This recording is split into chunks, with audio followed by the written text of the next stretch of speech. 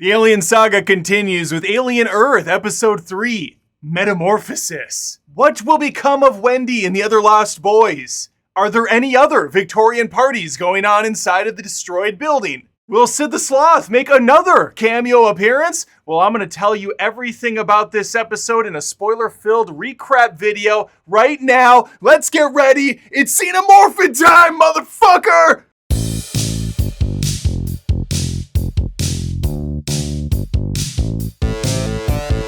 This episode fires up. Wendy is full sprint now, going after that Xeno butt munch who stole her brother. Female Ron Weasley is thinking about her discarded child body while looking at an eyeball squid. That's a sentence I just said. One of the other Lost Boys enters the room. I can't be bothered to know their names. Skippy, Jif, other peanut butter brands for some reason. And she poses a lot of questions to him. Why is Boy Genius so into Peter Pan? Why are they called the Lost Boys when half of them are girls? Why does Wendy get to have a girl name? Hell, why couldn't they just keep their original names? All fair questions. I have a few of my own. Here's a couple quickly off the old noggin. Why have 13-year-olds go on a search and rescue mission seeking out trillions of dollars in R&D? That's the actual figure, by the way, that Boy Genius came up with, not my numbers. Does this kabillionaire jackass not have the means to send in an elite squad of guys to retrieve this stuff without putting little kids in harm's way that are in the bodies of billion-dollar investments? Come on! And the most important, salient question of all of them, how have the numbers been looking on streaming for Peter Pan on Disney+? I bet they've gone up quite a bit since Alien Earth started. Budget Timothy Chalamet Boy Genius scolds Timothy Oliphant for not babysitting the kids well enough. He only has 3 of the 5 in his possession. Where is Wendy? She's the most important one of them all. I hate this. Speaking of Wendy, shot out of a fucking cannon, T-1000 style Tom Cruise running, sprints over to her brother Joe, and as an aside, on the first episode, I referred to him as Joe. On the second episode, it got in my head that his name was Hermit because that's what IMDb lists, and I thought she was saying Joe in the first episode. As it turns out, I was both right and wrong because I corrected myself on the second episode, but there was nothing to correct. His first name is Joe. His last name is Hermit. You put it together, it's Germit. Well, it's Joe Hermit. And here's another fun fact. I call him Adam Fun Facts on the channel. People have first and last names. Mine, for instance, as you all know, is Adam Does Movies. First name Adam, middle name Does, last name Movies. So his first and last name is Joe Hermit. Okay, I think we're up to speed now. Sure hope we get that middle name at some point so I can be confused all over again because I'm an idiot. But let it be known, in the show Alien Earth, one does have a first and last name. His name is Joe Hermit. His name is Joe Hermit. Subscribe for loose Fight Club references. Wendy finds her brother jizzed to a wall, and bad news.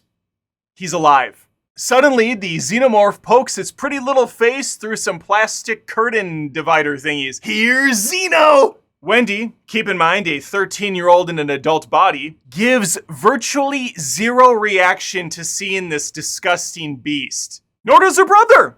They both casually look at it. Puzzled would be the expression I would put on their faces. The alien once again backs out of the room. Beep, beep, beep. Oh, and I foolishly forgot to mention this little tidbit. None of the Lost Boys were given any weapons going into this death-defying situation, but Wendy knew they were going to be going up against some fearsome foes, and so she decided, in her infinite wisdom, to grab one of those school paper cutters and break it off, giving herself a machete, which is going to come into use right now as she's listening with her super hearing as the Xenomorph is stalking them from above. She pulls out the machete paper cutter. Welcome to Earth. And the acid starts to fall down on her. Her brother Joe, thinking slowly, goes, oh, look out. He barely pushes her out of the way, and then he goes under the acid instead of like going like this. That's a thing you can do if you don't want to get hit with acid. He lets it fall on his shoulder, burns through the jacket, had to have gone into his shoulder blade a little bit, but he's just like, I can't be bothered to be hurt or in pain by this. What is this?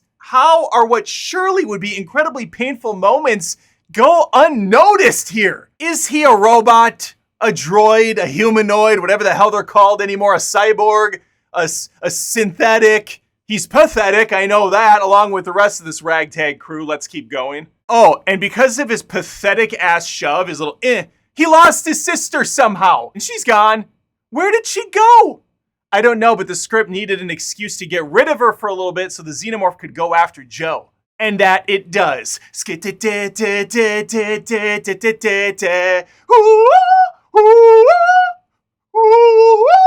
alien even whips its tail blade around. And I'm pretty sure it goes through Joe somehow. But again, then a little bit later, he's going to be moving around kind of unfazed. Thankfully, Wendy returns just in the nick of time, and she has one of those grabber things old people use to reach up and get cans off the top shelf. She found one of those somewhere in the warehouse, and she uses it to clamp down on the alien's second mouth. And she starts dog walking this thing around the warehouse. Come on. Pulling him back into a little, I don't know, some sort of a containment area where it has a garage door. Joe gets on that, beep, the door starts to slowly go down. Keep in mind, in the last episode, they go on elevators that open and close within a second. Why are they still using slow-ass moving doors that you have on a garage from a house in 1975? I don't know, but that's the world we live in. Wendy was able to get the Xenomorph into this dark room, but unfortunately unable to get out in time because the Xenomorph pulls her in at the last second as the door closes. A 1v1 showdown's taking place inside that dark corridor on the other side of the garage door. We can't see it, but we hear what's happening, and it does not look good for Wendy. Hello, my little nightshades. If you're dying for the next batch of Wednesday Season 2 to drop on Netflix, then I'll let you in on a little secret. The Wednesday Season 2 Wocast is here. Prepare to dive deeper into the mysteries of Wednesday with the ultimate companion video podcast. Join the frightfully funny Caitlin Riley along with her producer, Thing, as she sits down with the marvelously macabre cast and crew. Together, they'll unravel each shocking twist, dissect the dynamics lurking beneath, unearth the deep Addams Family lore, and answer all of your lingering questions that simply refuse to stay buried. Guests include Emma Myers, Joey Sunday, Hunter Duan, Steve Buscemi, Fred Armisen, Catherine Zeta-Jones, the Joanna Lumley. Also, show creators Al Gogue and Miles Miller. And of course, Wednesday herself, Jenna Ortega, plus many more. With 8 delightfully dark episodes to devour, you'll be drawn deeper into the haunting halls of Nevermore Academy than ever before. But beware, you know where curiosity often leads. The Wednesday Season 2 official Wocast is available in audio and video on Tudum, Apple Podcasts, Spotify, YouTube, or wherever you find your podcasts. You've been warned. Finally, after seconds of patiently waiting, beep, the door slowly raises up again, and we see the alien beheaded on the floor and Wendy holding her weapon triumphantly. She's a beast slayer, make you work hard, make you cut hard, make you fall real hard in love. But hang on, we are not out of the woods yet. In fact, it appears Wendy is suffering from a major case of brain rot. White blood, possibly sperm, is coming down from her head, and she's down for the count. Not to be out pathetic, that's a word, her brother Joe crawls over to her. Sister, are you okay? Starts throwing up blood. Sister! And then he collapses next to her too. Finally, the show is improving with both of these two dead. Is what I was hoping. Meanwhile, we have that other lost boy who's hanging out by all the egg sacs up top. He and another lost boy, really wish they would say their names because I have no idea who these fucking people are. They get in a little scuffle and start fighting like this. Slap fighting. I don't like it. I don't want it. But then they start swapping playground stories. Like, bro, you should have been there. In the other room, there was this eyeball tentacle thing. Blah. Dude. It was bro and dude, bro. And the other one was like, bro, There was this big black alien thing and Wendy went after it, bro. Dude, it was bro and dude. I'm almost recreating that scene verbatim, by the way. After they're done talking, they start sweeping their leg across the top of the eggs. Like, who can get it closest? Look how edgy I am. And then Morrow enters the room. That's right, Morrow's back, baby! He argues with these dumbasses for a little bit, realizing pretty quickly that they're children. And of course, all of this takes place in a warehouse with blue light on the ground and chains hanging. Nostalgia!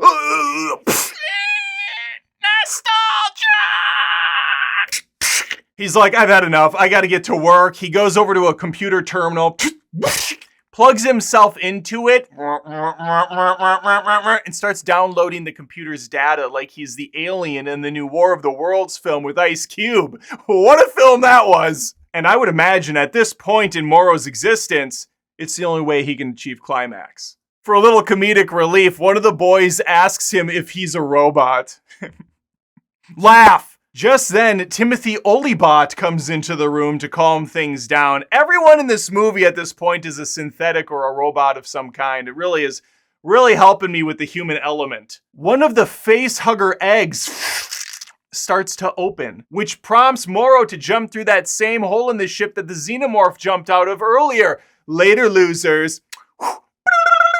Woof. I stand alone. That wasn't the song playing because we don't play music like that until the end credits come up. And don't worry, 3 episodes deep, we get another banger that comes on for 4 seconds before the credits roll, but we'll get there. After he goes down the hole, the episode fades to black, as it often does in this show, for about 8 seconds. 8 seconds, which for me is an existential crisis every single time. What the hell am I doing with my life? Why am I watching this shit show? Why do I think it matters if I recap these videos? Why, oh why? Oh, it's back.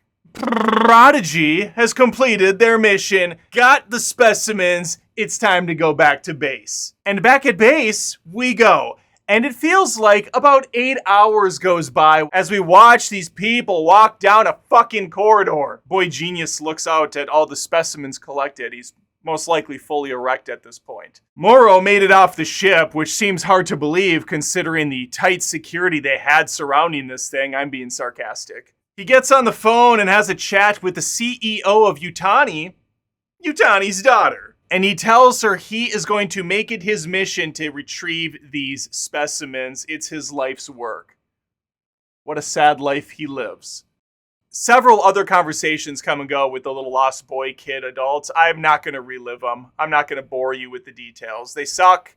They're unnecessary. Let's move on. One of the conversations I probably should point out is between Morrow and another one of the lost boys. I think his name is Slightly. Again, they're all from Peter Pan. I don't remember those fucking kids' names. And Morrow's not even doing this face to face. He's communicating computer brain to computer brain because at some point, I must have slept and missed it, he hacked into the synthetics communication system. And so he's able to reach out, hello, and contact these people. And I don't actually care or remember what their conversation was about, but the thing I wanted to bring up is that there's a TV out of focus in the background for several shots of this movie back at Neverland, and it is of a movie that I believe was called Epic, which is, of course, now owned by Disney because they own everything. That movie sucked ass, but I feel like it's on in the background just as a tip of the hat, a wink, a subliminal message for people to dig into the back of their brain and go, Epic? Is that what that was on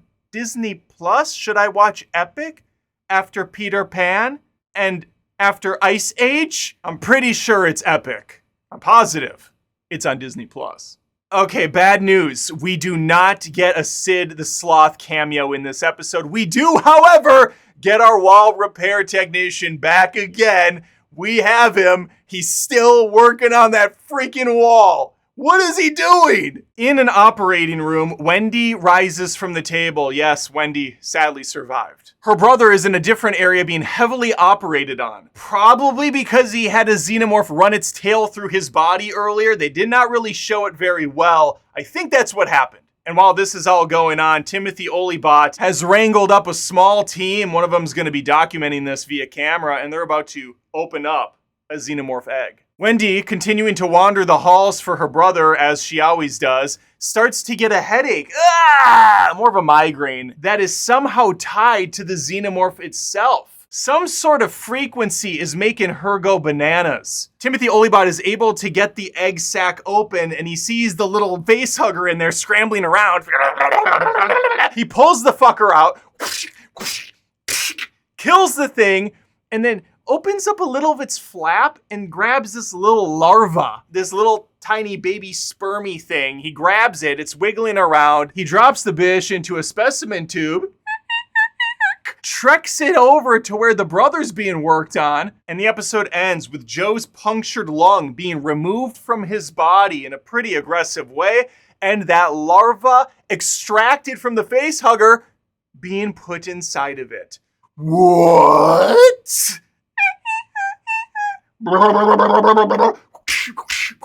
Did I do that? And as promised, this episode ends with another banger of a song, this time from Metallica, Wherever I May Roam.